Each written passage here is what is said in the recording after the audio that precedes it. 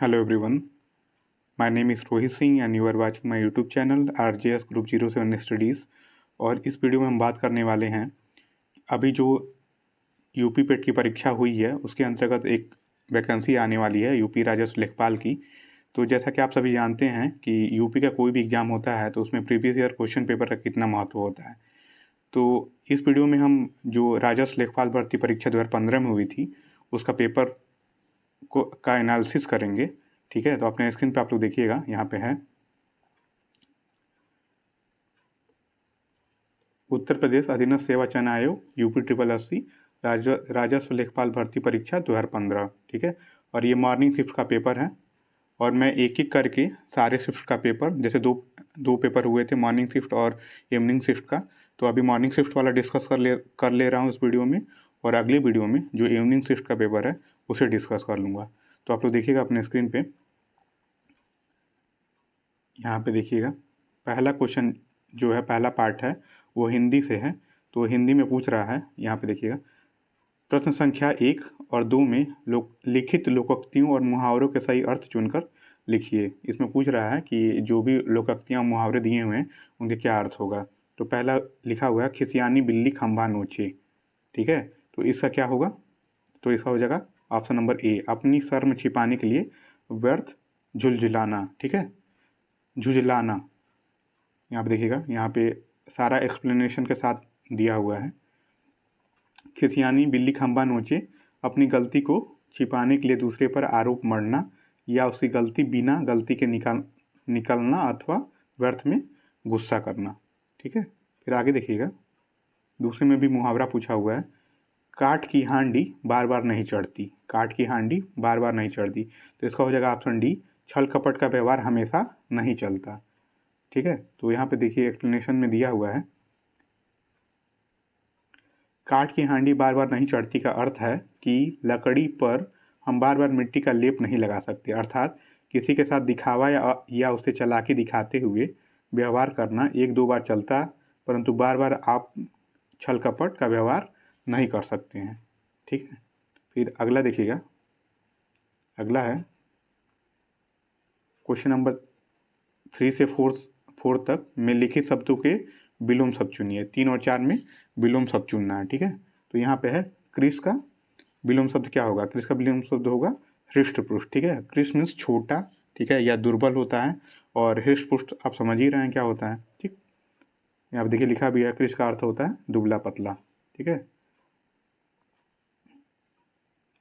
देखिएगा यहाँ पे अल्पज्ञ, अल्पज्ञ का विलोम पूछ रहा है, अल्पज्ञ का विलोम क्या होता है, अल्पज्ञ का विलोम हो जाएगा सर्वज्ञ। ठीक है, और अल्पज्ञ का विलोम बहुज्ञ भी होता है। ठीक है, तो यहाँ पे देखिएगा अल्पज्ञ का विलोम सर्वज्ञ होता है, अल्पज्ञ का अर्थ थोड़ा होता है और सर्वज्ञ का अर्थ सर्वव्याप्त होता है। ठीक, फिर आगे देखिएगा, क्वेश्चन नंबर 5 है, इन्होंने लगभग हिंदी का हर सेक्शन टच कर लिया है। ठीक है, आप लोग नोटिस करेंगे क्वेश्चन में ही। क्वेश्चन नंबर 5 में खूटी शब्द का बहुवचन बताइए। तो ऑप्शन सी सही होगा, खूटियाँ। ठीक है, खूटियाँ। हो सकता है कि सेम ही क्वेश्चन आपकी जो आने वाली वैकेंसीज है राजस्व लेखपाल की उसमें पूछ लिया जाए। ठीक है, तो खूटी शब्द का बहुवचन खूटियाँ होता है। अब बहुवचन किसे कहते हैं, शब्दों के जिस रूप से एक से अधिक का बोध होता है उसे बहुवचन कहते हैं।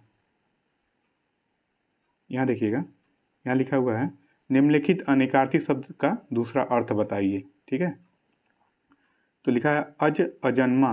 ठीक है, इसका हो जाएगा डी, ईश्वर।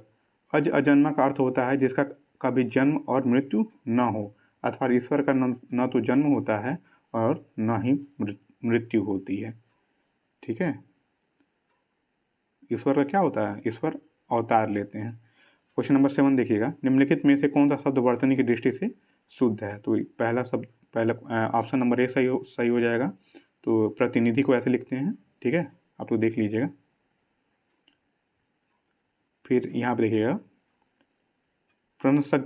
प्रश्न संख्या 8 और 9 के वाक्यों में कुछ में त्रुटियां हैं, त्रुटि वाले वाक्य के जिस भाग में त्रुटि हो उसके अनुरूप अक्षर ABC वाले गोले को काला करें। ठीक है, एक सेंटेंस ये दे रखे होंगे। ठीक है, उसको विभिन्न पार्टों में बांट दिया है, जैसे ABC करके, जैसे यहाँ पे देखिएगा ये स्लैश स्लैश करके है ना बीच में, तो उसी में हमें ऑप्शन चूज करना है। तो देखिएगा आप लोग, क्वेश्चन नंबर 8 है, विद्यालय में, ठीक है, जलपान को उत्तम प्रबंध, ठीक है, और कोई त्रुटि नहीं। यहाँ पे 4 ऑप्शन है, तो यहाँ पे हो जाएगा जलपान को, ठीक है, बी, ऑप्शन नंबर बी सही होगा। तो यहाँ पे देखिए क्या गलती क्या है, विद्यालय में जलपान का उत्तम प्रबंध है, ठीक है, या होना चाहिए। तो यहाँ पे को लिखा हुआ है लेकिन होना चाहिए का, जलपान का। ठीक, आगे देखिएगा, आगे है क्वेश्चन नंबर 9, मुझे रेलगाड़ी में यात्रा करना अच्छी लगती है, ठीक है, तो अच्छी लगती नहीं होगा, अच्छा लगता है होगा, ठीक है। तो यहाँ पर हो जाएगा ऑप्शन सी सही हो जाएगा। क्वेश्चन नंबर 10 देखिएगा, इसमें पूछ रहा है निम्नलिखित में से कौन सा शब्द तत्सम है। यहाँ 4 ऑप्शन दे दिया, आज, अग्र, आँख और आग। देखिएगा इसमें ऑप्शन सी सही होगा, ठीक है। और तत्सम शब्द में से अग्र है अर्थात बड़ा, परंतु आज, आँख, आग तद्भव शब्द हैं। तत्सम शब्द उसे कहते हैं जो संस्कृत से डायरेक्ट लिए जाते हैं, ठीक है, और या शुद्ध रूप होते हैं। और तद्भव शब्द भी होते हैं जो जिनका अर्थ तो सेम होता है लेकिन वो हमारे देसी भाषा में उनका उपयोग किया जाता है, वो शुद्ध रूप नहीं होते हैं या संस्कृत का शुद्ध रूप नहीं होते हैं। ठीक, आगे देखिएगा, प्रश्न संख्या 11-12 में लिखित वाक्यों के लिए एक शब्द चुनिए, वन वर्ड चूज करना है। तो पर्वत की टहलटी के लिए होता है उपत्यका, ठीक है। यहाँ आप देखिएगा जो हम लोग प्रोनाउंसिएशन कर रहे हैं उससे लगेगा कि आपको ऊपर का भाग है उपत्यका, लेकिन ऐसा नहीं है। पर्वत की टहलटी को बोलते हैं या निचले भाग को बोलते हैं उपत्यका, और जो ऊपरी भाग होता है उसको बोलते हैं अपत्यका, ठीक है। तो इसे देख लीजिएगा, इसीलिए यहाँ पे ये पूछा हुआ है। फिर क्वेश्चन नंबर 12 देखिएगा, कंजूसी से धन व्यय करने वाला तो होता है कृपण, ठीक है, ऑप्शन ए सही हो जाएगा इसमें। और प्रश्न संख्या 13 और 14 के वाक्यों में आए रिक्त स्थानों की पूर्ति करिए। क्वेश्चन नंबर 13 है, इनका हृदय इतना कोमल है कि मित्र तो क्या वह अपने डैश को भी चोट नहीं पहुंचा सकता। तो ये हो जाएगा यहाँ पे, शत्रु को भी चोट नहीं पहुंचा सकता, ठीक है। ये तो पढ़ ही के लग जाएगा। फिर आगे देखिएगा,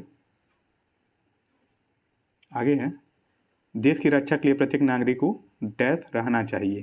तो ऑप्शन डी हो जाएगा, उद्यत रहना चाहिए, ठीक है, उद्यत या तत्पर रहना चाहिए। अब देखिए पर्यायवाची पूछना इन्होंने चालू कर दिया, अरविंद शब्द का पर्यायवाची शब्द बताइए। तो सी हो जाएगा, अरविंद में कमल होता है, ठीक है। और ये पूछ रहा है क्वेश्चन नंबर 16 में पूछ रहा है, निर्धन में कौन सी संधि है, अयादि संधि है या ऋण संधि है, व्यंजन संधि है, विसर्ग संधि है, कौन सी संधि है। तो देखिएगा यहाँ पे डी है, निर्धन में विसर्ग संधि है, ठीक है। निधन धन, निधन प्लस, ये प्लस का साइन है, और धन, और हिंदी में अगर आप प्लस को धन बोलोगे तो फिर 2 बार धन धन हो जाएगा, अर्थात निर्धन, ठीक है। और फिर क्वेश्चन नंबर 17 देखिएगा, देशांतर में कौन सा समास है, ठीक है, इसमें कर्मधारय समास है, ऑप्शन ए सही हो जाएगा।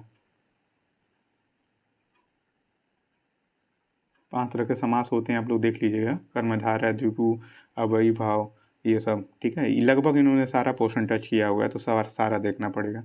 और यहाँ देखिए क्वेश्चन नंबर 18 में पूछा है, अंबर पनघट में डूबो रही ताराघट उषा नागरी में कौन सा अलंकार है। तो यहाँ पर ऑप्शन सी सही होगा, रूपक अलंकार, ठीक है। आगे देखिएगा, क्वेश्चन नंबर 19 है, निम्नलिखित में कौन सा तद्भव शब्द है। तद्भव शब्द अभी मैंने बताया जो संस्कृत के शुद्ध रूप नहीं होते हैं, बस उनका जो भावार्थ होता है, अर्थ होता है, वो सेम ही होता है, लेकिन वो देशज भाषा में इस्तेमाल किए जाते हैं, बोलचाल की भाषा में इस्तेमाल किए जाते हैं। तो यहाँ पर हो जाएगा सी, अमीय, ठीक है। अमी तद्भव है अर्थात इष्टिका कुपुत उलुक तत्सम है, ठीक है। अमी का तत्सम अमृत होता है, ठीक। अमी का जो तत्सम होता है, शुद्ध रूप होता है संस्कृत में, वो अमृत होता है। फिर देखिएगा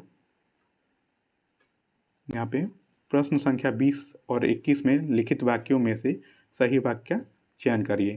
तो ये आपका 4 वाक्य दिया हुआ है, ठीक है, और उसमें से जो सही वाक्य है उसका चयन करना है। तो यहाँ पर लिखा हुआ पहला है, तुलसी अवधि के श्रेष्ठ कवि और ब्रजभाषा के सूर हैं, ठीक है। फिर दूसरा बोल रहा है, तुलसी अवधि के श्रेष्ठ कवि और सूर ब्रजभाषी हैं, ये भी गलत है। सी ऑप्शन है, तुलसी और सूर अवधि और ब्रजभाषी के श्रेष्ठ कवि हैं, ये भी गलत है। ऑप्शन नंबर डी है जो सही होगा। तुलसी और सूर क्रमशः अवधि और ब्रजभाषा के श्रेष्ठ कवि हैं। पढ़ के ही लग जा रहा है कहाँ पे गलती है, तो यहाँ पे ऑप्शन नंबर डी सही हो जाएगा। फिर देखिएगा यहाँ पे है क्वेश्चन नंबर 21। ये भी इनमें से भी हमें सही जो सेंटेंस है उसे चूज़ करना है। तो यहाँ पे देखिए ऑप्शन डी सही होगा। जीवन और साहित्य का घनिष्ठ संबंध है, निकट नहीं होगा, घोर नहीं होगा, अगाध नहीं होगा। ठीक है, तो यहाँ पे हो जाएगा ऑप्शन डी, जीवन और साहित्य का घनिष्ठ संबंध है। मैं एक वीडियो वाक्य शुद्धि पे बना दूंगा। ठीक है, मैक्सिमम जो क्वेश्चन पूछे गए हैं कई प्रीवियस ईयर में, और जैसे आपका आर ओ यूपी PCS जो एग्ज़ाम कराती है उसमें भी वाक्य शुद्धि के लिए पूछा जाता है, तो वो सारे क्वेश्चन मैं इकट्ठा करके एक वीडियो बना दूंगा कहाँ पे क्या गलत है। जैसे ईश्वर के अनेकों नाम होते हैं, तो अनेकों नहीं होता, अनेक होता है, अनेक खुद ही बहुवचन है, इस तरह से, तो उससे काफ़ी आइडिया हो जाता है। और वही क्वेश्चन जो सेंटेंसेस हैं वो बार बार रिपीट किए जाते हैं। आगे देखिएगा, जैसे ये क्वेश्चन जो जीवन और साहित्य का घनिष्ठ संबंध है, ये पूछा हुआ क्वेश्चन है। और क्वेश्चन नंबर 22 देखिएगा, करोड़ रस का स्थायी भाव क्या है? तो उत्साह है, रति है, सुख है, हास्य है। ठीक है, इसका हो जाएगा बी। देखिएगा, करोड़ रस का स्थायी भाव सुख होता है, बहुत आसान क्वेश्चन है। और वीर रस का स्थायी भाव क्या होता है? उत्साह होता है। प्रेम श्रृंगार रस का स्थायी भाव रति होता है। हास्य रस का स्थायी भाव हास्य होता है। ठीक, और क्वेश्चन नंबर 23 देखिएगा, यहाँ पे है मैं खाना खा चुका था, इस वाक्य में कौन सा भूतकालिक भेद है? तो ऑप्शन डी सही होगा, पूर्ण भूत। ठीक है, मैं खाना खा चुका था, इस वाक्य में कौन सा भूतकालिक भेद है? तो ऑप्शन डी होगा, पूर्ण भूत। ठीक है, क्वेश्चन नंबर 24 देखिएगा, राजा सेवक को कंबल देता है, वाक्य में रेखांकित पद में कौन सा कारक है? तो यहाँ पे ये होगा संप्रदान कारक। ठीक है, यहाँ देखिएगा, राजा सेवक को कंबल देता है, इसमें राजा से कंबल अलग होकर सेवक के पास जाता है, अर्थात संप्रदान कारक है। ठीक है, जैसे वो पढ़ते हैं ना, कर्ता ने कर्म को, तो संप्रदान के लिए और अलग होने के अर्थ में वो आता है। ठीक है, तो यहाँ पर हो जाएगा 24 का ए। वो आप लोग याद कर लिए, कर्ता ने कर्म को करण से संप्रदान के लिए। ठीक है, अलग होने के अर्थ में, ये सब सारा कुछ देख लीजिएगा। और देखिएगा, ठठेरा शब्द का लिंग परिवर्तित कीजिए, मतलब लिंग परिवर्तित में पूछ रहा कि उसका स्त्रीलिंग क्या होगा। ठीक है, तो ठठेरा शब्द का स्त्रीलिंग होता है ठठेरिन, तो यहाँ पर हो जाएगा ऑप्शन ए सही हो जाएगा। अब देखिए, गणित का पोर्शन है। गणित में है, यदि एक वृत्त की परिधि उसके व्यास से 18.6 सेंटीमीटर अधिक है तो वृत्त का व्यास क्या होगा? ठीक है, बहुत ही आसान क्वेश्चन है कि हम जानते हैं वृत्त की परिधि क्या होती है, 2πr होती है। और वृत्त का व्यास क्या होता है? वृत्त और त्रिज्या का दुगुना होता है, तो इसलिए यहाँ पे देखिए लिखा हुआ है 2πr। वृत्त की परिधि को बोल रहा है व्यास से 18.6 सेंटीमीटर अधिक है, तो यहाँ पे परिधि व्यास लिख दिया 2r प्लस 18.6, तो ये हो जाएगा 2πr माइनस 2r बराबर 18.6 हो गया। ठीक है, यहाँ से 2r कॉमन ले लिया। ठीक, तो यहाँ पर हो जाएगा 3.14, पाई की वैल्यू रख दिया है और -1। ठीक है, यहाँ पे 2r कॉमन लेंगे तो एक बचेगा, तो वही -1 हो गया बराबर 18.6, यही सेम। और यहाँ पे 2r को क्या बोलते हैं? व्यास बोलते हैं। ठीक है, 2r यही ना होगा, त्रिज्या का दुगुना होता है व्यास, तो 18.6 बटे 3.14 में से घटा देंगे तो 2.14, और 18.6 में जब 2.14 से आप भाग देंगे तो आ जाएगा 18.68, तो क्या हो जाएगा? ऑप्शन ए सही हो जाएगा। ये सब बेसिक्स है कि वृत्त का क्षेत्रफल क्या होता है, πr², वृत्त की परिधि क्या होती है 2πr, वृत्त का व्यास क्या होता है, वो तो त्रिज्या का दुगुना होता है। ठीक है, तो डायमीटर हो जाएगा उसका d बराबर 2r। ठीक है, ये सब चीज़ें, ये सब आप लोग को देखना पड़ेगा। फिर अर्धवृत्त क्या होता है, वो सब चीज़ें, सब कुछ। फिर देखिएगा, यहाँ पे लिखा हुआ है, दो संख्याओं का महत्तम समापवर्तक, ठीक है, और लघुत्तम समापवर्तक एससीएफ एलसीएम दिया हुआ है, क्रमशः 12 और 2448 हैं। यदि संख्याओं का अंतर 60 है तो संख्याओं का योगफल होगा। ठीक है, संख्याओं का अंतर दिया हुआ है, मान लीजिए दो संख्याएं हैं ए और बी, ठीक, और उनका अंतर 60 है और दोनों का एलसीएम और एचसीएफ दिया हुआ है। तो सिंपल से एक फार्मूला होता है कि अगर दो संख्याएं हैं, ठीक है, और दोनों का एलसीएम एचसीएफ दिया हुआ, तो एलसीएम इंटू एचसीएफ बराबर होता है ए इंटू बी, मतलब दोनों संख्याओं का गुणनफल बराबर होता है उनके एलसीएम और एचसीएफ के। तो यहाँ पे देखिएगा एचसीएफ दिया हुआ 12, एलसीएम दिया हुआ है 2448। यहाँ पे देखिएगा वही चीज़ लिखा हुआ जो मैंने अभी आपको फार्मूला बताया। फार्मूलास आपको एकदम रटे हुए होना चाहिए, क्योंकि आप एग्जाम में उसको डिराइव तो नहीं करोगे, ठीक है। तो यहाँ पे एलसीएम इंटू एचसीएफ बराबर होता है संख्याओं का आपस में गुणनफल। तो वही चीज़ कर दिया यहाँ पे 12 गुणे 2448, ठीक है। फिर आगे देखिएगा, फिर दिया है a माइनस बी बराबर 60, अंतर दिया हुआ था दोनों संख्याओं का, ठीक है। और यहाँ पे हम देख सकते हैं कि वैल्यू कैसे पुट करना है यहाँ पे, ठीक है। ए इंटू बी का वैल्यू यहाँ पे हमारे पास है और a माइनस बी का वैल्यू हमारे पास है, ठीक। तो अब यहाँ पे देखिएगा लिख दिया है a माइनस बी का होल स्क्वायर बराबर A square plus B square minus 2ab और a प्लस बी का होल स्क्वायर बराबर A square plus B square plus 2ab, ठीक। देखिएगा तो यहाँ पे क्या किया है कि जो ये a plus B square plus 2ab है, ये वैल्यू यहाँ पे पुट कर दिया है, ठीक है, a माइनस बी का होल स्क्वायर, ठीक है। और यहाँ पे 4ab कर दिया है, क्योंकि a माइनस बी स्क्वायर का जब आप इस फार्मूला यहाँ पे लगाएंगे तो 4ab में से 2ab माइनस हो जाएगा तो क्या आ जाएगा, इतना ही आ जाएगा फिर से A square plus B square plus 2ab जो एग्जैक्टली यहाँ पे है, ठीक है। एक बार ध्यान से देखिएगा, समझ में आ जाएगा। तो यहाँ पे आगे जब आप इसको सॉल्व करेंगे तो a प्लस बी बराबर जब यहाँ का स्क्वायर राइट हैंड साइड में जाएगा तो स्क्वायर रूट में हो जाएगा, तो हो जाएगा यही चीज़ सेम, स्क्वायर रूट में हो जाएगा a माइनस बी का होल स्क्वायर प्लस 4ab। अब यहाँ पे हमारे पास a माइनस बी की वैल्यू है तो वो पुट कर दिया, 60 का स्क्वायर हो गया प्लस और 4ab की भी वैल्यू है यहाँ से इक्वेशन 1 से, तो 4 गुणे 12 गुणे 2448 ये हो गया।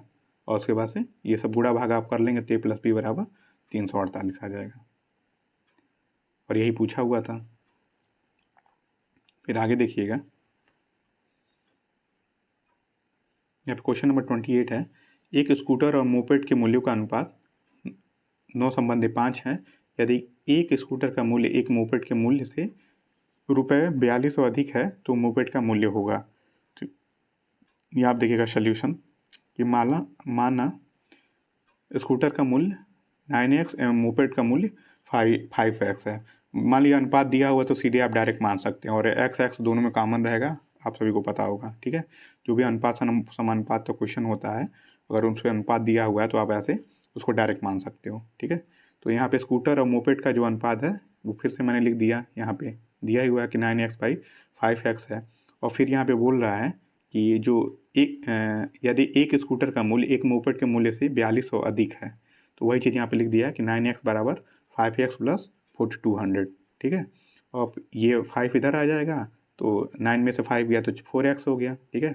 4x इक्वल टू 4200, फिर x इक्वल टू 4200/4 हो जाएगा, और 4200 में जब 4 का भागा देंगे तो आ जाएगा 1050, ठीक।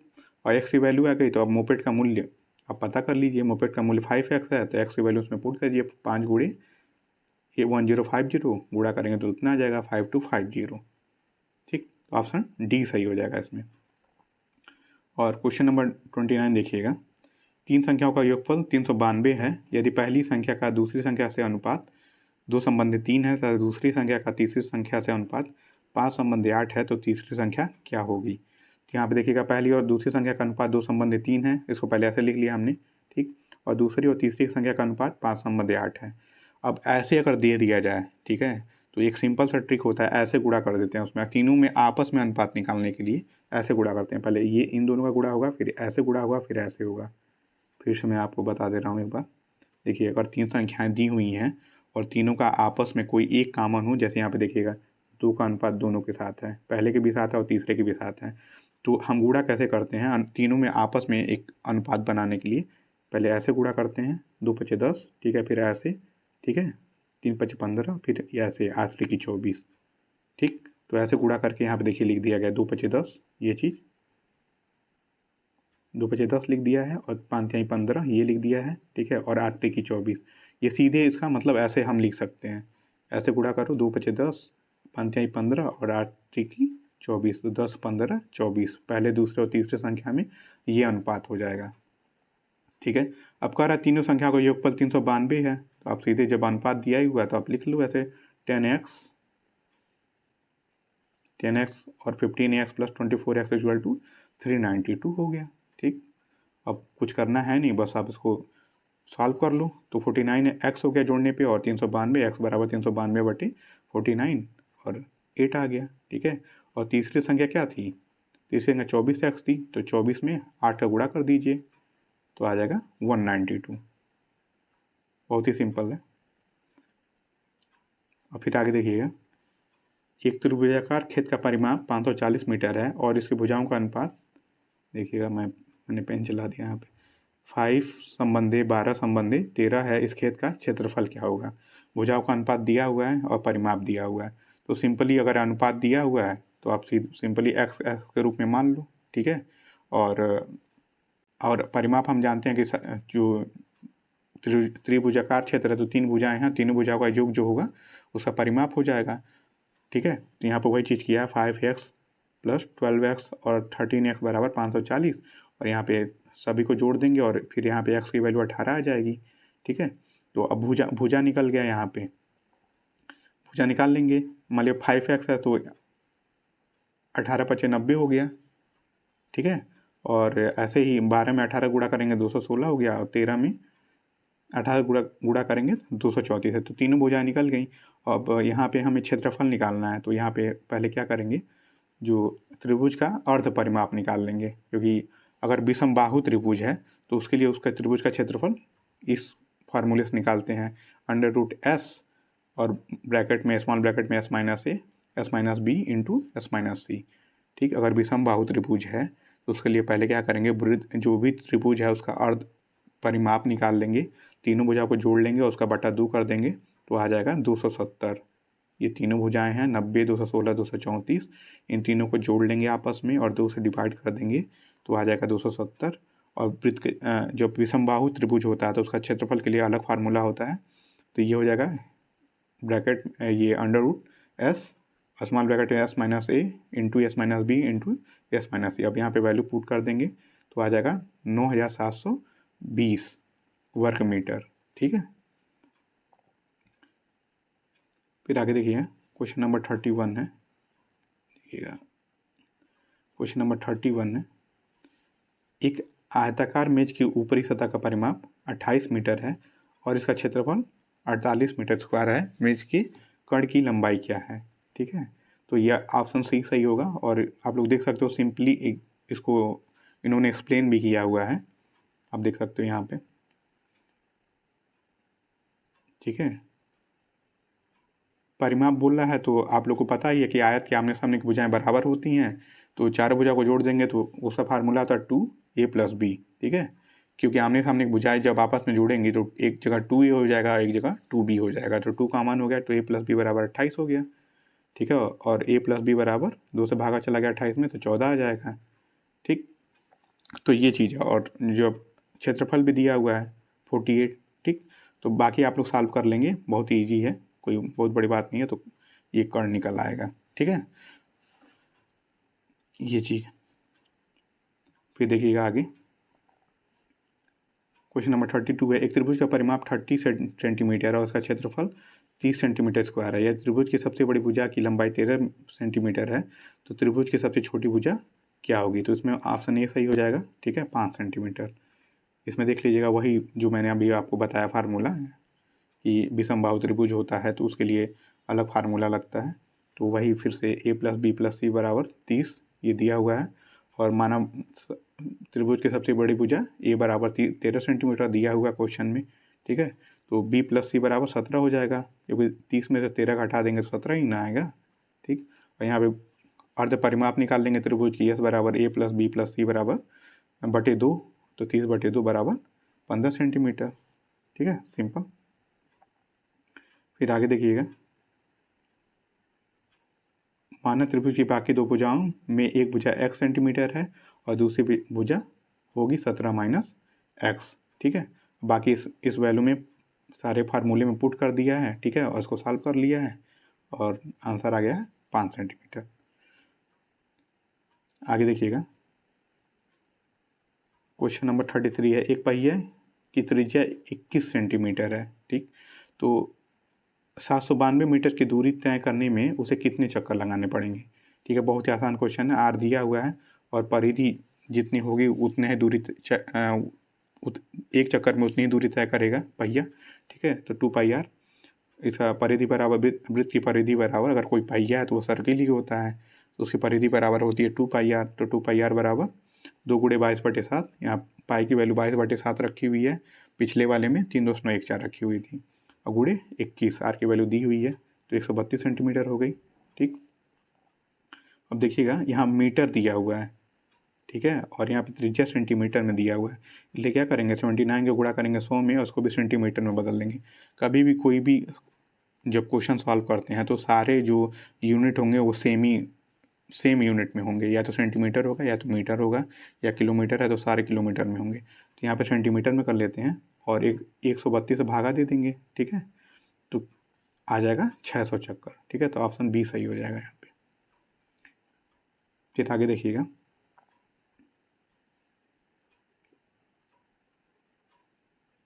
क्वेश्चन नंबर 32 है कि किसी काम में एक पुरुष एक महिला से दुगुना तेज है। ठीक है, वर्क एंड डेज का ये क्वेश्चन है, और एक महिला एक लड़के से दुगुनी तेज है। ठीक है, यदि वे सभी अर्थात एक पुरुष एक महिला और एक लड़का मिलकर किसी काम को 4 दिनों में पूरा कर सकते हो, तो एक लड़का अकेले उसे कितने दिनों में पूरा कर लेगा। बहुत ही सिंपल क्वेश्चन है, देखने में लग रहा होगा टफ है, लेकिन बहुत ही सिंपल क्वेश्चन है। यहाँ पर देखिएगा, सिंपली इसको सॉल्व किया हुआ है। और अगर आप लोग को नहीं समझ में आ रहा होगा, ठीक है, तो इस तरह के क्वेश्चन मैं अलग से वीडियो बना दूंगा। अभी तो इन्होंने ये जो समझाया हुआ है बहुत ही मतलब सरल तरीके से समझाया हुआ है, और इसे भी सरल चाहिए होगा तो आप लोग कमेंट करिएगा, मैं अलग से वीडियो बना दूंगा। यहाँ पे ऑप्शन ए सही होगा, 28 दिन। देखिए कैसे, पुरुष और महिला का दिया हुआ है, क्वेश्चन में ही है कि एक पुरुष जो महिला से दुगुना मतलब दक्ष है, दुगुने स्पीड से काम करता है, तो यहाँ पे इनका अनुपात हो जाएगा 2:1 उनकी दक्षता का, और महिला और लड़का वहाँ पे 2:1 का, क्योंकि महिला भी क्या है, बच्चे से दुगुनी दक्ष है। अभी मैंने आपको बताया कैसे गुणा करना है, अगर तीनों में संबंध बनाना हो, 3 संख्याएं दी हुई हो, तो यहाँ भी 3 संख्याएं हैं, पुरुष है, महिला है, लड़का है। ठीक है, वहाँ अभी पिछले क्वेश्चन में ही आपने देखा होगा। तो यहाँ पे गुणा पहले ऐसे करेंगे, फिर ऐसे, फिर ऐसे, फिर से बता दे रहा हूँ, पहले ऐसे गुणा करेंगे, 2 दूनी 4, फिर 2 एकम 2 और फिर 1 एकम 1, तो तीनों में पुरुष महिला और लड़के में अनुपात बन जाएगा। जैसे यहाँ पे देखिएगा, 2 दूनी 4 हुआ, ये लिख दिया है 4, यहाँ पे 4 हो गया। ठीक है, और 2 एकम 2 ये हो गया, और 1 एकम 1 ये चीज़, ये अनुपात आ गया। ठीक, तो अब बोल रहा है कि एक पुरुष प्लस एक महिला प्लस एक लड़का है, 4 दिन में उस काम को ख़त्म करते हैं। ठीक, तो अब यहाँ पे देखिएगा, एक पुरुष बराबर कितना हो जाएगा, 4 लड़का, तो यहाँ पे 4 लड़का लिख लिया, एक महिला बराबर 2 लड़का, और एक लड़का बराबर, लड़का खुद है तो एक लड़का, ये 4 दिन में काम करेंगे। तो अब सब लड़का लड़का हो गया तो जोड़ लेंगे, 4 2 6 और 1 7, मतलब 7 लड़के 4 दिन में उस काम को पूरा कर सकते हैं। तो एक लड़का कितने दिन में पूरा करेगा, तो 4 का गुणा 7 में हो जाएगा, 7 चौका 28 दिन। ठीक है, जो ना समझ में आए आप लोग कमेंट करिएगा, मैं बता दूंगा। ये भी बहुत सिंपल क्वेश्चन है, सभी को आता होगा। क्वेश्चन नंबर 35 है, 60 लीटर मिश्रण में अम्ल और पानी का अनुपात 2:1 है, इसमें कितना लीटर पानी मिलाया जाए ताकि अम्ल और पानी का अनुपात 1:2 हो जाए। तो ये ऑप्शन नंबर ए सही हो जाएगा, 60 लीटर। ठीक है, यहाँ पे देखिएगा सॉल्व भी किया हुआ है, और सिंपली इसका भी बहुत ही सिंपल मेथड है, उसको भी मैं बता दूंगा एक अलग वीडियो में, अनुपात समानुपात का। अब यहाँ पे देखिएगा, क्वेश्चन नंबर 36 है, त्रिभुज ए बी सी में यदि कोण ए 90 डिग्री है और ए बराबर 25 सेंटीमीटर है और बी बराबर 7 सेंटीमीटर है, तो 10b का मान क्या होगा। ठीक है, तो 90 है, तो आप लोग को पता है ट्रिग्नोमेट्री में अगर 90 डिग्री है तो क्या होगा, वो समकोण त्रिभुज है। ठीक है, और tan थीटा बराबर होता है लंब बटे आधार, लाल बटे कक्का सबको पता ही होगा। ठीक है, तो उसी तरह करके इसका वैल्यू निकाल लेंगे, तो इसमें ऑप्शन डी सही हो जाएगा, 7/24। और सबको पता ही है कि कर्ण बराबर होता है आधार का स्क्वायर प्लस लंब का स्क्वायर, पाइथागोरस प्रमेय, ये सब चीज़ें फार्मूलास आपको साथ रटे होने चाहिए। फिर आगे देखिएगा, पूछ रहा है यदि किसी धनराशि पर ब्याज 1 पैसा प्रति रुपया प्रति माह हो तो वार्षिक ब्याज दर का प्रतिशत क्या होगा, तो 12% होगा। बहुत ही आसान है, देखिएगा यहाँ पे इन्होंने सॉल्व भी किया हुआ है क्वेश्चन, ये बी सही हो जाएगा। वार्षिक ब्याज दर पूछ रहा है, ठीक है, तो यहाँ पे आप ये मत समझिएगा कि जैसे हर महीने का वहाँ पे दिया हुआ है तो आप वहाँ पे 1 मत लिख दीजिएगा, जो टाइम है। ठीक है, यहाँ पे जैसे 1/12 लिखा हुआ है तो इसीलिए लिखा क्योंकि वार्षिक बोल रहा है ना, वार्षिक, इसलिए 1/12 लिखा हुआ है, तो ये चीज़ ध्यान रखिएगा। और यहाँ पे जो ब्याज है 1 पैसा। अब देखिएगा, मैंने बताया ना कि कोई भी क्वेश्चन सॉल्व करने समय सारे यूनिट एक ही सेम यूनिट होना चाहिए, सब के सब एक समान यूनिट होना चाहिए। तो यहाँ पे अगर जो ये 1 रुपया दिया हुआ है तो उसको भी बदलेंगे तो 100 पैसा हो जाएगा। तो ये सब चीज़ें आप ध्यान दीजिएगा, कंफ्यूज मत होइएगा इन सब चीज़ों में। और जो साधारण ब्याज होता है उसका फार्मूला होता है P/R/T/100, ठीक है। तो वही चीज़ है कि 1 पैसा अगर ब्याज मिला है तो P जो हो गया मूलधन हो गया 100 × P, और R हम लोग को निकालना ही है, और T जो हो गया टाइम 1/12 ईयर हो गया, ठीक, बटे 100, और काट पीट के आपका R बराबर 12%। फिर यहाँ देखिएगा क्वेश्चन नंबर 38 है, 50 प्रेक्षणों के एक समूह का मानक विचलन 8 है। यदि प्रत्येक प्रेक्षण को 2 से गुणा कर किया जाए तो मानक विचलन क्या होगा, ठीक है। अगर प्रत्येक प्रेक्षण में जितनी भी संख्या से आप गुणा कर दीजिए मानक विचलन भी उतना ही गुना हो जाता है, ठीक है। तो 8 में 2 से गुणा कर दीजिए 16 हो जाएगा, तो ऑप्शन हो बी सही हो जाएगा। यहाँ पे देखिए, यहाँ पे दिया भी हुआ है, यदि प्रेक्षण में n से गुणा किया जाए तो मानक विचलन n गुणा बढ़ जाता है। ये सब चीज़ें याद रहेंगी तो आपका टाइम भी बचेगा। और देखिएगा ये पूछ रहा है, बहुत ही आसान क्वेश्चन है, x के किस मान के लिए निम्नलिखित आंकड़ों का बहुलक 27 होगा। तो यहाँ पे जो सबसे ज़्यादा बार जिसकी फ्रिक्वेंसी हो वही बहुलक होता है, तो यहाँ ऑप्शन बी सही हो जाएगा, क्योंकि 27 कई बार आया। देखिए जैसे 1 2 3, इससे ज़्यादा कोई नहीं आया है, ठीक, तो ये हो जाएगा इसका बहुलक। फिर आगे देखिएगा क्वेश्चन नंबर 40 है, 1 6 8 3 2 के माध्य और माध्यिका का योगफल है, ठीक है। माध्य और माध्यिका का योगफल पूछ रहा है, तो माध्य बराबर हो जाएगा 1 + 6 + 8, सभी को जोड़ के और जितनी संख्याएं हैं उतने से भागा दे देंगे तो 4 आ जाएगा। और माध्यिका, जो माध्यिका मतलब मध्य का, जो एकदम मध्य का को, तो देखिए 8 तक संख्या दी हुई है, उसका आधा 4 होगा, लेकिन 4 तो है नहीं इसमें, ठीक है। तो 4 के आसपास की संख्या लेंगे, 6 लेंगे तो ज़्यादा हो जाएगा, और 3 लेंगे तो वो 4 के पास ही है, तो माध्यिका हो जाएगी 3। और माध्य और माध्यिका का योगफल पूछ रहा है, तो 4 + 3 = 7, ऑप्शन डी सही हो जाएगा। ये देखिएगा, ये भी आसान क्वेश्चन है, एक व्यक्ति अपनी यात्रा का 2/11 भाग ट्रेन द्वारा, 60/22 भाग कार द्वारा तथा शेष 1 किलोमीटर पैदल चल कर तय करता है, ठीक है। वो कितनी दूर चलता है, तो इसमें ऑप्शन डी सही हो जाएगा, 22 किलोमीटर। एक्सप्लेनेशन आप लोग देख लीजिएगा, इन्होंने अच्छे तरीके से सॉल्व किया हुआ है। अब यहाँ पे देखिएगा क्वेश्चन नंबर 42 है, वर्गीकृत आंकड़ों का माध्य अभिकलित करते समय हम मानते हैं कि बारंबारताएं, ऑप्शन डी होगा, वर्गों के वर्ग अंकों पर केंद्रित हैं, ठीक है। तो इसमें ऑप्शन डी सही हो जाएगा। आगे देखिएगा क्वेश्चन नंबर 43 है, 930.25 के वर्गमूल में कौन सा सबसे छोटा भिन्न घटाया जाए जिससे प्राप्त परिणाम एक पूर्ण संख्या है, ठीक है। तो यहाँ पे देखिएगा, यहाँ पे ऑप्शन डी सही हो जाएगा, 1/2।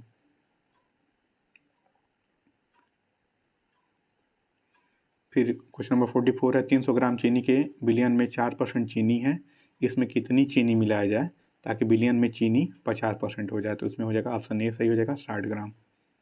जो भी क्वेश्चन नहीं समझ में आएगा वो मुझे बताइएगा, मैं उसके लिए एक अलग वीडियो बना दूंगा, क्योंकि अभी वैसे ही वीडियो बहुत ज़्यादा लंबी हो रही है, इसलिए मैं जल्दी जल्दी चल रहा हूँ, ठीक है। फिर क्वेश्चन नंबर 45 देखिएगा, क्वेश्चन नंबर 45 देखिएगा, यहाँ पे किस संख्या में 8% जोड़ने और 3% घटाने से प्राप्त संख्याओं के बीच का अंतर 407 है, मूल संख्या है, तो ऑप्शन ए सही होगा, 3700। बहुत ही आसान क्वेश्चन है, सभी से हो जाएगा। फिर क्वेश्चन नंबर 46 देखिएगा, 5 सही 3/4 और 4 सही 4/5 और 7 सही 3/8 के योगफल में कौन सा भिन्न जोड़ा जाए ताकि परिणाम एक पूर्ण संख्या आ जाए, तो इसमें देखिएगा, इसमें ऑप्शन बी सही होगा,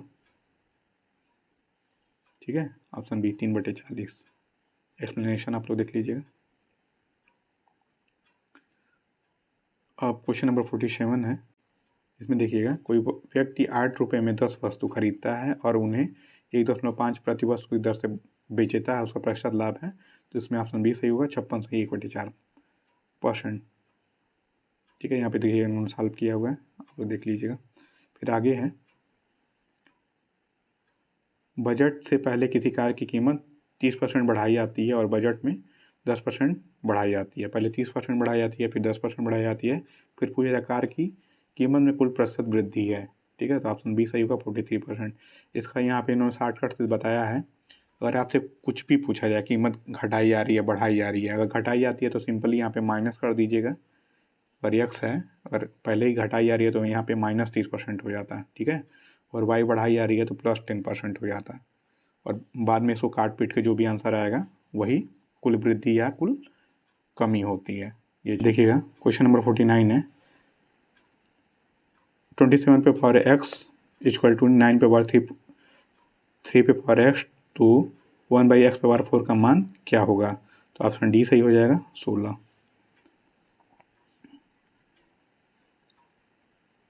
फिर देखिएगा कोई धनराशि साधारण ब्याज पर 10 वर्षों में अपनी दुगुनी हो जाती है, ब्याज की दर क्या है? तो ऑप्शन ए सही होगा 10%।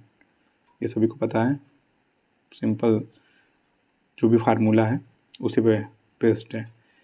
और क्वेश्चन नंबर 51 देखिएगा, केंद्र सरकार के विकास में केंद्र सरकार के विकास व्यय में शामिल नहीं है, तो ऑप्शन सी है रक्षा व्यय। ठीक है, आगे देखिएगा, ये साइंस से क्वेश्चन है, हमारे रुधिर में ऑक्सीजन का परिवहन एक प्रोटीन द्वारा होता है, इसका नाम है हीमोग्लोबिन। ठीक, और ये पूछ रहा है अंतर्राष्ट्रीय गमन माइग्रेशन क्या है? तो दो देशों के बीच में लोगों का संचलन। फिर ये करंट से रिलेटेड क्वेश्चन है, तो इसको देख लीजिएगा। सॉफ्ट बैंक और फॉक्सकॉन टेक्नोलॉजी ग्रुप ने एक संयुक्त उपक्रम एसबीजी क्लीनटेक बनाया है जो ग्रीन एनर्जी प्रोजेक्ट में 10 वर्षों से लगभग $20 बिलियन का निवेश करेगा। तो ऑप्शन डी सही था, भारत एंटरप्राइजेस। इसे आप लोग आइडिया लगा लीजिएगा किस तरह का ये करंट का क्वेश्चन पूछता है। फिर अगला देखिएगा, ये पूछ रहा है नेपाल भूकंप त्रासदी के दौरान भारत सरकार द्वारा संचालित किए गए बचाव कार्यों रेस्क्यू ऑपरेशन को कौन सा नाम दिया गया था? तो नाम दिया गया था ऑप्शन डी ऑपरेशन मैत्री।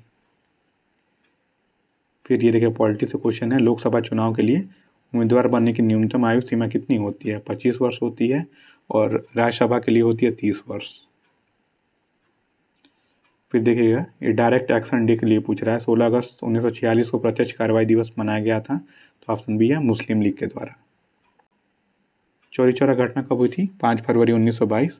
और एक जलियांवाला बाग हत्याकांड कब हुआ था? तो 13 अप्रैल 1919। ये दोनों क्वेश्चन बहुत पूछता है। आगे देखिएगा, निम्नलिखित में से सबसे अधिक दृढ़ विद्युतीय तत्व कौन सी है? तो इसमें हो जाएगा ए फ्लोरीन। ये फिर से करंट से क्वेश्चन है, किस देश ने कोपा अमेरिका 2015 जीता? तो ऑप्शन बी सही होगा चिली। फिर ऑप्शन क्वेश्चन नंबर 61 है, निम्नलिखित में से कौन कैबिनेट स्तर का होता है? तो विपक्ष का नेता होता है कैबिनेट स्तर का। ठीक, फिर देखिएगा ये जियोग्राफी से क्वेश्चन है, प्रायद्वीपीय भारत का दक्षिणी छोर कन्याकुमारी स्थित है, ऑप्शन बी सही होगा भूमध्य रेखा के उत्तर में। ठीक है, क्योंकि भारत 8 डिग्री और 4 मिनट से स्टार्ट होता है। ठीक है, भूमध्य रेखा के उत्तर में। लगभग इन्होंने सारे सब कुछ पूछ लिया है, ज्योग्राफी हो गया, पॉलिटी हो गया, सारे सेक्शन से क्वेश्चन है। क्वेश्चन नंबर 63 देखिएगा, वो कौन सा स्थान है जहाँ अंतिम मुगल सम्राट बहादुर शाह जफर की मृत्यु हुई थी? तो रंगून में। ठीक है, यहाँ देखिएगा सविनय अवज्ञा आंदोलन का मुख्य उद्देश्य क्या था? तो नमक कर के विरुद्ध। ठीक है,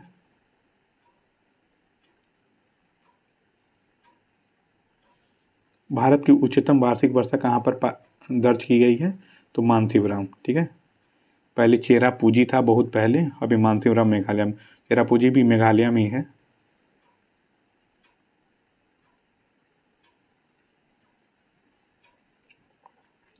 फिर देखिए क्वेश्चन नंबर 66, एनपीपी से क्या अभिप्राय है? तो एनपीपी से अभिप्राय है national population policy, option number A. हाल ही में अंतर्राष्ट्रीय क्रिकेट काउंसिल के अध्यक्ष के रूप में किसे चुना गया था? ये उस समय की बात कर रहा है 2015 की। ठीक है, तो जहीर अब्बास। ये पूछ रहा है जून 2015 के चौथे सप्ताह में 2 उद्यमियों और अनेक नागरिक निकायों के बीच अपशिष्ट प्रबंधन पर समझौता कहाँ हुआ था? तो असम में हुआ था। करंट बहुत ज़्यादा ही अंदर अंदर से पूछ रहा है ये। देखिए क्वेश्चन नंबर 69 है, उच्छादन अनावरण पर किसी पदार्थ का वायु से नमी का अवशोषण करने के गुण को कहा जाता है। तो पहला होगा प्रस्वेदन।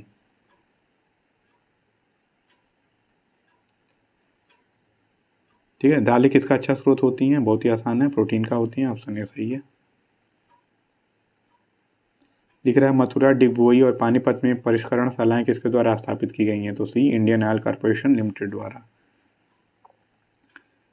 अब देखिएगा, पूछ रहा है निम्नलिखित में से किसको संविधान की आत्मा के रूप में माना जाता है? ठीक है, तो दो चीज़ों को माना जाता है। तो यहाँ पर दिया हो प्रस्तावना और आर्टिकल जो 32 है, ठीक है, उसको भी संविधान की आत्मा माना जाता है। ठीक है, ये भी चीज़ देखिए, अगर प्रस्तावना ऑप्शन में नहीं है और आर्टिकल 32 दिया हुआ है तो उसे भी आप लगा सकते हो। फिर आगे देखिएगा, क्वेश्चन नंबर 73 है, शतपथ ब्राह्मण और तैत्तिरीय ब्राह्मण के ब्राह्मण मूल पाठ हैं। तो डी है यजुर्वेद के। ठीक है, इंपॉर्टेंट क्वेश्चन है। क्वेश्चन नंबर 74 देखिएगा, ढालू सड़क पर पत्थर लुढ़कना ऊपर की ओर उठाने से अधिक आसान होता है, क्योंकि? ठीक है, तो इसमें है ऑप्शन ए, पत्थर को उठाने में किया गया कार्य उसे उठाने की अपेक्षा कम होता है। क्वेश्चन नंबर 75 देखिएगा, निम्नलिखित में से कौन सी समिति ने मूल कर्तव्यों को संविधान में सम्मिलित करने का सुझाव दिया था? तो स्वर्ण सिंह समिति ने दिया था। ठीक है, 42वें संविधान संशोधन द्वारा 1976 में। और ये फंडामेंटल ड्यूटीज ली कहाँ गई थी हैं, कहाँ से ली गई हैं, मूल कर्तव्य कहाँ से लिए गए हैं? तो आंसर हो जाएगा रसिया से। फिर देखिए, ग्रामीण विकास से क्वेश्चन क्या क्या पूछा हुआ है इन्होंने। पूछ रहा है, स्वच्छ भारत मिशन ग्रामीण के अंतर्गत ग्रामीण क्षेत्रों में शौचालयों के निर्माण के लिए नवंबर 2014 में उत्तर प्रदेश सरकार ने कितने करोड़ रुपयों का प्रावधान किया? तो ऑप्शन बी है 685 करोड़ रुपयों का प्रावधान किया। तो ये भी करंट से क्वेश्चन था। फिर देखिएगा, भारत की जनगणना 2011 के अनुसार उत्तर प्रदेश का प्रति वर्ग किलोमीटर जनसंख्या घनत्व है तो 829 है। देखिएगा, सेंसस भी आप लोग को पढ़ना पड़ेगा। फिर आगे देखिएगा, राष्ट्रीय ग्रामीण पेयजल कार्यक्रम NRDWP के अंतर्गत 2022 तक देश में हर ग्रामीण व्यक्ति को उनके घरेलू परिसरों में या उनके घरों से क्षैतिज या ऊर्ध्वाधर दिशा में 50 मीटर दूरी से कम पर कितने लीटर प्रति व्यक्ति प्रतिदिन पेयजल उपलब्ध होना चाहिए? तो ऑप्शन डी सही होगा, 70 लीटर। ठीक है, अब देखिएगा, उत्तर प्रदेश में 75 जिलों सहित कितने प्रमुख मंडल हैं? तो सही होगा, 18 प्रमुख मंडल हैं। यूपी स्पेशल, देख लो आप, कोई भी ऐसा सेक्शन नहीं है जो इन्होंने ना टच किया हो। क्वेश्चन नंबर 80 है, सामाजिक वानिकी कार्यक्रम का उद्देश्य निम्नलिखित सभी क्षेत्रों में बड़े पैमाने पर वृक्षारोपण है सिवाय? बी होगा नगरीय औद्योगिक संपदाओं में। और यहाँ देखिएगा 81 है, उत्तर प्रदेश में किस वर्ष में MGNIEGA प्रारंभ किया गया? तो ऑप्शन डी सही होगा, 2006। क्वेश्चन नंबर 82 है, क्षेत्रफल की दृष्टि से उत्तर प्रदेश भारत के राज्यों में कौन सा स्थान है? तो चौथा स्थान है। 83 नंबर क्वेश्चन, 9वीं पंचवर्षीय योजना 1997 से 2002 में ग्रामीण क्षेत्रों में BPL के लिए निश्चित की गई वार्षिक पारिवारिक आय का स्तर क्या है? तो ऑप्शन सी सही होगा, 20,000 रुपये। ठीक है, अगला देखिएगा, क्वेश्चन नंबर 84, उत्तर प्रदेश में प्रमुख रेल इंजन संयंत्र कहाँ पर स्थित हैं? तो ऑप्शन सी है, मुगलसराय क्षेत्र में। फिर अगला देखिएगा, क्वेश्चन नंबर 85, उत्तर प्रदेश राजमार्ग भू नियंत्रण अधिनियम किस वर्ष में पारित किया गया था? तो ऑप्शन सी सही होगा, 1945 में। फिर आगे देखिएगा, क्वेश्चन नंबर 86, अम्बेडकर विशेष रोजगार योजना AVRY के अंतर्गत सामान्य श्रेणी लाभार्थियों के लिए उपलब्ध इकाई लागत प्रतिशतता एवं अधिकतम आर्थिक सहायता सब्सिडी धनराशि क्या है? तो ऑप्शन ए है 25% और रुपये 7500। आगे देखिएगा, क्वेश्चन नंबर 87, मध्याह्न भोजन कार्यक्रम जिसे मिड डे मील कहते हैं के अंतर्गत मध्याह्न भोजन के पकाने, परोसने व उपभोग करने में स्वच्छता का ध्यान रखने के लिए जांच पड़ताल कितनी आवृत्ति पर करना चाहिए? तो दैनिक रूप से करना चाहिए, मतलब प्रतिदिन होगा। तो ऑप्शन ए सही हो जाएगा। और क्वेश्चन नंबर 88 देखिएगा, एक ग्राम पंचायत में महिलाओं के लिए कितने प्रतिशत पद आरक्षित होने चाहिए? तो 33%। ठीक है, हर स्तर पर, ठीक है, 33% होता है, चाहे जिला स्तर हो ठीक है, चाहे पंचायत स्तर हो, ठीक है, सभी स्तरों पे 33% होता है स्थानीय निकायों में। फिर आगे देखिएगा, क्वेश्चन नंबर 89 है, उत्तर प्रदेश राज्य के वित्तीय स्वास्थ्य की देखरेख तथा सरकारी लेन देनों में पारदर्शिता लाने के लिए कौन सी वेबसाइट तैयार की गई है? ठीक है, तो ये ऑप्शन सी है, कोसवानी वेबसाइट।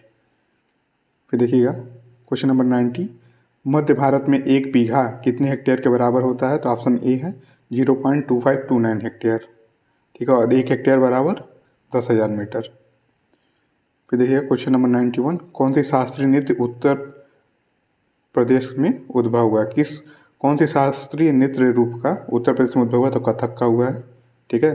भरतनाट्यम तमिलनाडु से है, कुचिपुड़ी आंध्र प्रदेश से है, घूमर राजस्थान से है। क्वेश्चन नंबर 92 देखिएगा, जमाबंदी से क्या तात्पर्य है? तो ऑप्शन सी है, भू अधिकारों के प्रलेख से। फिर क्वेश्चन नंबर 93 देखिएगा, SGSY का पूर्ण रूप है? तो ऑप्शन ए सही होगा, षड्यंत्री ग्राम स्वरोजगार योजना।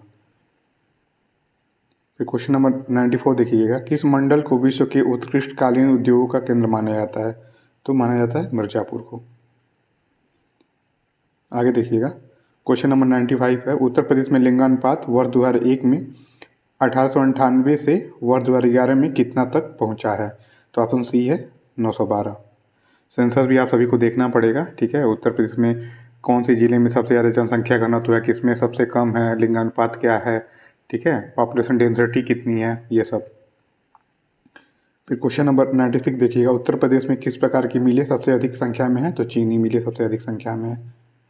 फिर क्वेश्चन नंबर 97 देखिएगा, BPL सूचियों में छूटे हुए BPL परिवारों को लाभ पहुंचाने के लिए कौन सी योजना प्रारंभ की गई है?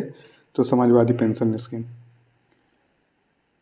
क्वेश्चन नंबर 98 देखिएगा, निम्नलिखित में से कौन सा एक उत्तर प्रदेश राज्य के अधीनस्थ न्यायिक सेवा के रूप में कार्य करता है? तो ऑप्शन डी है, इटावा जिला न्यायालय।